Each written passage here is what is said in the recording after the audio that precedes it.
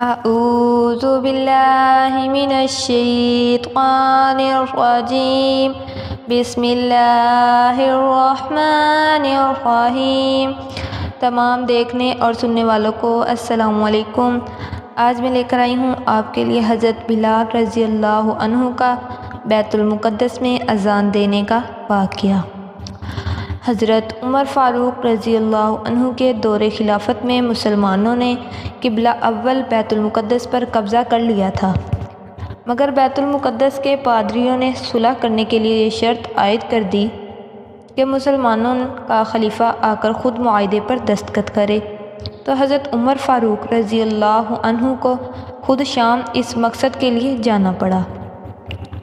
ان کے بیت المقدس پہنچنے پر عیسائیوں نے شہر کے دروازے کھول دیے تھے اور خلیفۃ المسلمین نے عیسائیوں سے معاہدہ صلح مرتب کیا۔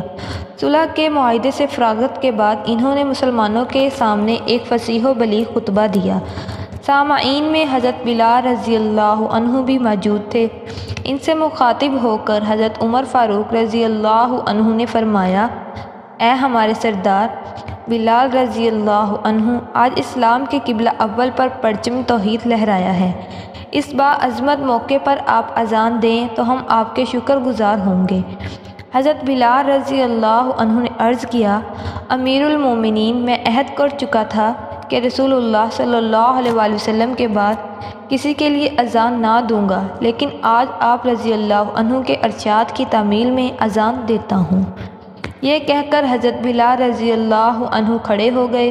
جب ان کے منہ سے اللہ اکبر کے الفاظ نکلے تو صحابہ اکرام رضی اللہ عنہ کے قلب و جگر کے ٹکڑے ٹکڑے ہو گئے اور انہیں رحمت عالم صلی اللہ علیہ وآلہ وسلم کا زمانہ یاد آ گیا۔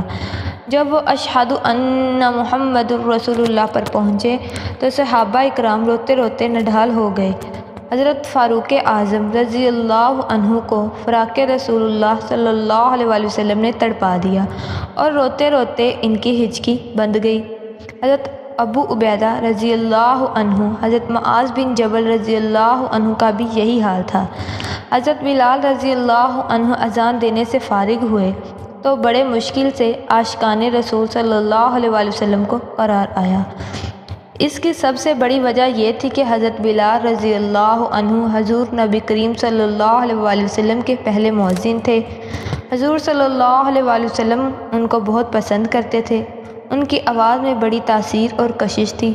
ان جیسی آواز والا صحابہ اکرام میں کوئی ایسا شخص نہ تھا، جس کی وجہ سے تمام صحابہ اکرام ان کی اذان سن کر بہت ہی تڑپ گئے، اور وہ چونکہ ان حضرت صلی اللہ علیہ وآلہ وسلم کے عاشق تھے، ان پر جان قربان کر دینے والے تھے، اس لیے بہت ہی روتے تھے۔